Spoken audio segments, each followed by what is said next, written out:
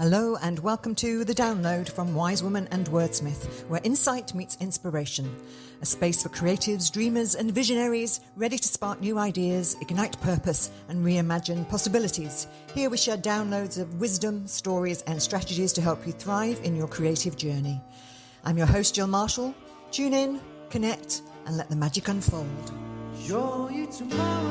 So as I'm launching this podcast, I'm going to talk about launches in general rather than downloads. I'm going to talk about what they do, what they don't do, how they're not like they are on TV and in film, and what the real purpose of the launch is. I'm now 27 books in, so I've done many book launches myself, and I've run and attended many for other writers. I've also attended many for businesses, films, animation, for other podcasts. These days, of course, they can be live events or online.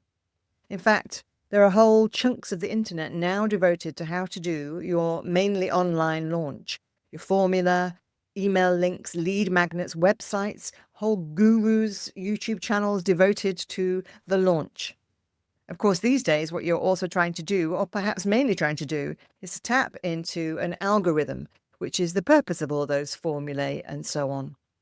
Launching a new podcast is no different. You do want maximum likes and downloads, subscriptions, thumbs up, reviews, comments, all at once ideally to get traction and big numbers in a very short time, which means you can then top a bestseller list and market on that basis.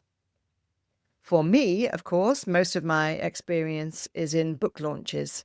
I'm now 24 books down and counting, so most of my launches are just kind of, here's another one, a kind of announcement, and that's fine for me.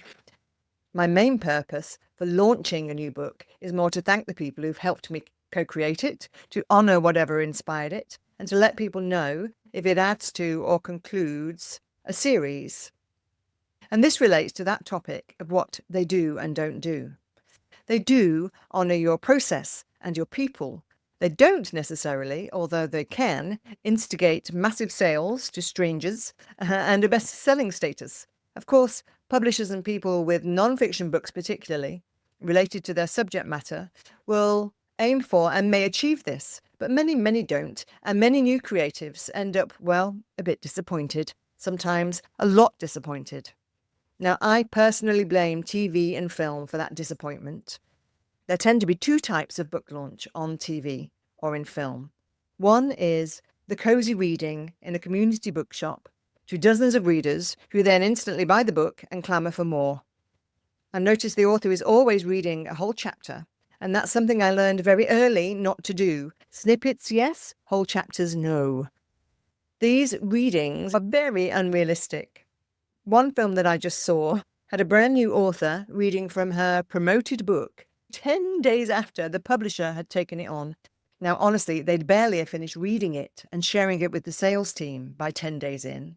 And of course, it instantly charted. It forced her to do more unlikely launches in unlikely places, and it charted still further. This is not the usual run-of-the-mill way of the launch. The other type of launch in films and TV is the glamorous evening launch, the Carrie Bradshaw type of launch. Champagne flows, often in a champagne fountain. Literary luminaries circle clinking glasses and exchanging witty comments. Now, these do happen, but they are usually for the publisher's very best sellers. Publishers and booksellers have long been wise to the fact that you may not actually sell many books at your first live launch, so they will celebrate you, but often on a much smaller scale. The film director who's already read your book and loves it enough to turn it into a film is very unlikely to show up at this first event. That said, I did have that happen at one of my launches for Jane Blonde. I was lucky enough to have a publisher-sponsored launch in my hometown and another homegrown one at the bookshop I worked at. A film writer and producer had read the book before then. He did show up at my event and he did say he wanted to turn it into film or TV. True to his word, he took it straight to Disney. For various reasons, that didn't transpire, but he and I became great friends. Our families have hung out in Hollywood together, and he and I are good friends to this day. So the dream TV-style launch nearly did pay off. And the publisher was incredibly supportive in the UK, in New Zealand and more. However, much of the arranging was done by me, family and friends. and much of the cost was down to me, family, and friends.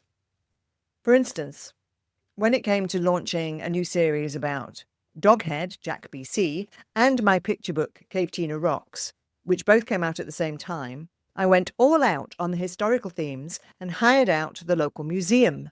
I had roaming dinosaurs, treasure trails galore, and a band for the kids to rock out to. National treasures from the acting profession read aloud from each book. A PR exec from the publishing industry told me it was the best launch he'd ever been to, and that I should do this professionally. And I was kind of thinking, I'll do the writing professionally. I'd rather leave the launches to a real professional. So everybody had a great time. But did it sell books? Did it make either of these titles chart as a bestseller? No. And why? Well, mainly because there were no press there at my event. No journalists. We tried to get the press there, but not even the publisher who published us both had mentioned that there was another author doing another junket in town. And that author was Diana Gabaldon of Outlander fame. So every journo in town was there instead of rocking out to dinosaur sounds in the museum. It truly was the best party, and honestly the best launch I've ever been to, as well as arranging myself. But in terms of what it achieved, it didn't move the needle on book sales, and it made a very large dent in my bank account. Did I regret it? Absolutely not. It was wonderful, a great event, and I got to honour all the marvellous people who'd helped in the co-creation of not one, but 2 new series. But if that hadn't been an outcome, I might have been disappointed indeed. Of course, now I'm dozens of books down, my launches are much more likely to be a here you go announcement, linked to a free copy offer. I send copies to the people who've helped me birth this new creation, because I truly appreciate what a team effort it is. Because I now think that's what a launch really is. It's a celebration, a christening if you like.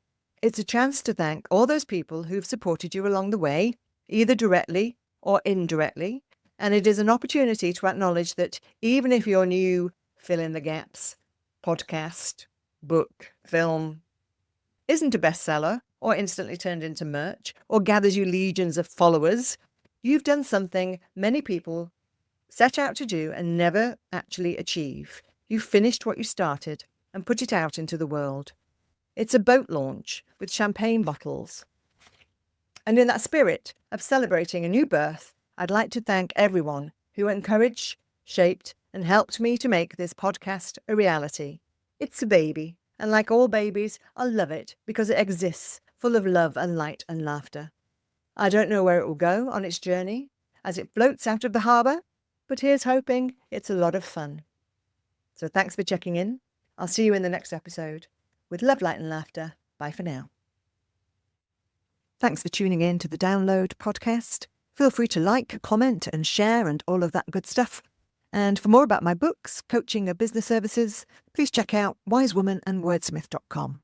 Also, I'd love to hear more about your own intuitive hits and downloads. So do find us on Facebook, YouTube and more.